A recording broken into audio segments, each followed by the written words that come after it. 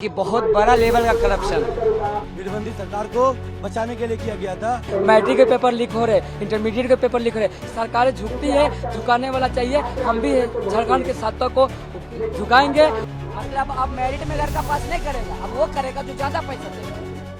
Answer का आज लगातार आप लोग प्रोटेस्ट कर रहे हैं। सीएम ने कहा है कि बच्चों को यानी छात्रों को हम न्याय दें, कितना भरोसा और क्या करना चाहेंगे और क्या गड़बड़ी? सर देखिए, हम बातों पे भरोसा नहीं कर सकते। ऐसे ही हम लोग विधानसभा का घेराव किए थे, 5 मंत्रिमंडल मतलब टीम आया था डेलीगेशन में सरकार की तरफ से, लेकिन हमारी 1% बात को नहीं सुनी कि भरोसा नहीं है। सर देखिए, ये प्रोटेस्ट आज जो इतना बड़ा हुआ है, ये जेपीएससी एक कैटलिस्ट का काम किया है। मेरा मेन फोकस जेएसएससी सीजीएल का है सर। वो एग्जाम 11 वर्ष से पेंडिंग था, जब 2026 में क्लियर हुआ, विवादित तरीके से क्लियर हुआ। अब विवादित हम क्यों बोल रहे हैं आपको बताते हैं। सरकार ने सीआईडी जांच का आदेश पारित किया, सीआईडी जांच भी कर रही थी, बहुत अच्छा जांच कर रही थी। पहला सीआईडी ये माना 150 क्वेश्चन में से 120 का आंसर नेपाल में रटाया गया।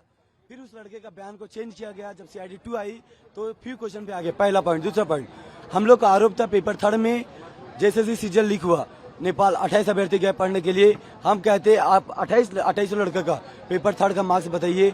ओपन चैलेंज है, वो 2800 लड़के का नंबर ऑलमोस्ट सेम होगा। तीसरा पॉइंट, हमारा आरोप था नियामतपुर, रांची, पटना और हजारीबाग में पेपर को पढ़ाया गया। आपने कहीं कोई जिक्र नहीं किया। आपके डीजीपी महोदय ने बोला जहाँ जहाँ पेपर लीक है आप प्रूफ दीजिए। झारखंड के अलग अलग शहरों से 53 लड़कों ने मेल किया, आपने प्रूफ दिया नहीं दिया।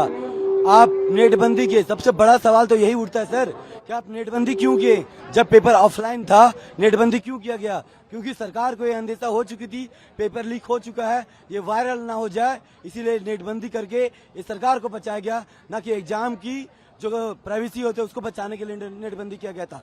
नेटबंदी सरकार को बचाने के लिए किया गया था। ये हम लोग के इसलिए हम लोग सीआईडी पे भरोसा नहीं करे, क्योंकि इसमें पैसे की लेन देन हुई है। इसलिए इस एग्जाम को हम लोग सीबीआई ट्रांसफर करने की मांग करते हैं।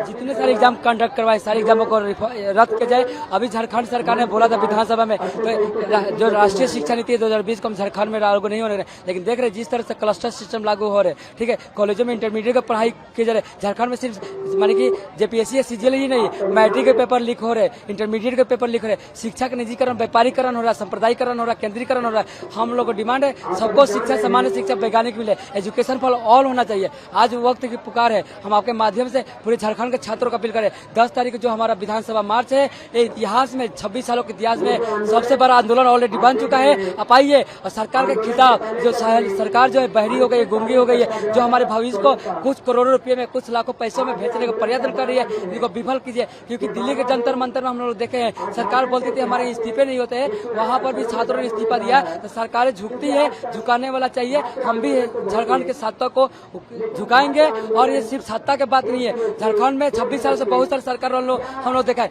कोई भी आया है उन्होंने छात्रों का हमेशा छला है, शिक्षा को बेचने का काम किया है, शिक्षा को व्यापार की वस्तु। क्या बिरसा मुंडा ने इसलिए शहादत दिया था, सिद्धू कानून, फूलो झानो ने इसलिए शहादत दिया था, यहाँ छात्रों के पास जिसके पास पैसा है उसको शिक्षा मिले, हम बर्दाश्त नहीं करेंगे। जो झारखंड में शिक्षा को बेचने वाले, शिक्षा के बेचने वाले मानसिकता जो भी लोग है, हम लोग छात्र बर्दाश्त नहीं करेंगे, इनको हम लोग झुका कर रहेंगे। इसीलिए हम लोग बार बार सभी लोग से मांग करें, तो आइए हर एक आंदोलन, जन आंदोलन आज के डेट में बन चुका है। छात्र हो, नौजवान हो, महिला, आपको मालूम होगा, आप खुद ने चलाया था, मैंने देखा था। हमारे झारखंड में एक लड़की भात करके मर जाती है, रिम्स के हॉस्पिटल में उनको फर्श पर भात दिया जाता है। एक प्रेग्नेंट महिला एम्बुलेंस का अभाव में अपनी प्राण को निछावर कर देती है। हमारा सिस्टम क्या है? क्या झारखंड का जो आजादी आंदोलन हुआ था, अलग राज्य का आंदोलन हुआ था, इसी मांग को लेकर हुआ था। तो लोग भात के लिए कम से कम तरस जाए। जिस तरह बिरसा मुंडा ने चाईबासा से खूंटी से चाईबासा गए थे, एक मुट्ठी भर आंदोलन किया था, मुट्ठी भर माने भात मिले और थोड़ा सा नमक मिले। आज वही परिस्थिति यहाँ पर भी बरकरार है। बिरसा मुंडा का भी सपना अधूरा है, अभी फूलो झानो का, सिद्धू कानू, तमाम लोगों का अधूरा सपना है दादा। इसीलिए उन सपना का हम सभी छात्र, देखिए फोटो रखे हम लोग, इनके आदर्श को लेकर, इनके संघर्ष को लेकर, इनके बलिदान को लेकर, इन सपना को लेकर, देखिए कितना शांतिपूर्ण हम लोग मार्च कर रहे हैं, अपना प्रोटेस्ट कर रहे हैं। आज जहाँ महिलाएं समाज में असुरक्षित महसूस करती है, हमारे साथ लड़कियां रात दिन यहाँ पर रुक रही है, कंधा से कंधा मिला के एक नया समाज हम बना रहे हैं। एक नई समाज को नया आईना दिखाने का, एक नया प्रोटेस्ट दिखाने का प्रयास करे, तो इस तरह से भी प्रोटेस्ट होते हैं। और जिस तरह से दिल्ली के जंतर मंतर छात्रों ने प्रोटेस्ट किया, उन सभी छात्रों को हम सलाम करते हैं, उनके संघर्ष को सलाम करते हैं, जिसने उन्होंने जो बोला था वो साबित किया। इसीलिए उन्हीं के तर्ज पर हमारा आंदोलन तो शुरू से चल रहा है, लेकिन जिस तरह यूनाइट होकर उन्होंने मानी सरकार को झुकाया है, हम भी सरकार को झुकाएंगे। आंदोलन तो सरकार जब तक हमारी मांगे नहीं मांगती तब तक जारी रहेगा, क्योंकि बहुत बड़ा लेवल का करप्शन है। देखिए, कहने ने कल शिबू सोरेन जी का पुण्यतिथि था, हेमंत सोरेन जी का ये कर्तव्य बनता था कि कल ही इसमें कुछ बड़ा निर्णय लेके इसको रद्द कर देना चाहिए था, लेकिन फिर भी उसको कोई निर्णय नहीं लिए। खाली बोले नाक कान होता है, वो तो जांच एजेंसी की नाक कान है ही है, लेकिन इसमें कोई कठोर निर्णय नहीं लिया गया।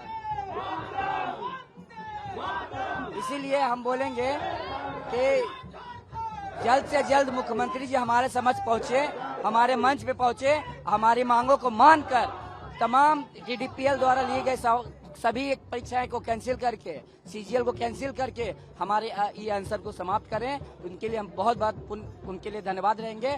और 10 तारीख को माननीय मुख्यमंत्री जी का बर्थडे है, जन्मदिन है, और 10 तारीख को हमारा धरना प्रदर्शन भी है, विधानसभा घेराव है।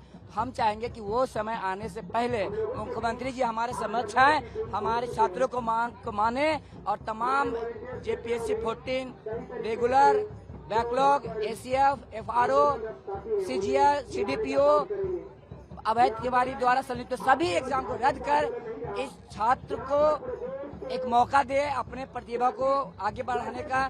देखिए, हम बहुत एक जेन्युइन सवाल करते मुख्यमंत्री जी से, कोई भी एक गरीब घर का लड़का अपना आर्थिक स्थिति को कैसे ठीक करेगा? वो पढ़ के नौकरी पा के तब ना। अब जब पूरा ABCD ग्रेड तक का सीट आप दे दीजिएगा, जितना सीट है उससे ज्यादा सीट पैसा देके लोग खरीदा हुआ है। FRO में बताते 170 सीट है और 510 लोगों का कॉपी मेंस में लिखा चुका है। मतलब अब मेरिट में लड़का पास नहीं करेगा, अब वो करेगा जो ज्यादा पैसा देगा। ये बड़ा दिल दिखाइए मुख्यमंत्री जी, आप हमारे सबका मुख्यमंत्री हैं। इस सबको कैंसिल करके अच्छा कमेटी बैठा के CBI जांच करके एक रिफॉर्म करके, और जो JPSC में जो मेंबर सब हैं, जो जिसको आरक्षित सीटें मिली हुई है कांग्रेस की तरफ से, JMM की तरफ से, तो मेरा कहना है जब आरक्षित सीटें है तो एक आरक्षित सीट स्टूडेंट को भी दे दीजिए ना। एक स्टूडेंट की तरफ से भी JPSC में एक मेंबर बैठा दीजिए, ताकि स्टूडेंट का मांग को रखे। जब सीटें बेचना तो एक स्टूडेंट भी बेचे। इसलिए कहना है कि सबको कैंसिल करके उसको खत्म किया जाए और हमारे छात्रों को मांग के उसको जल्द से उसको आंसर को समाप्त करें। हम अनुरोध है। मेरा नाम विशाल कुमार।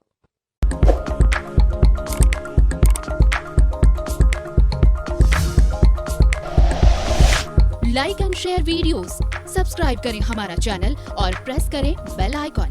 News 11 भारत, सच है तो दिखेगा।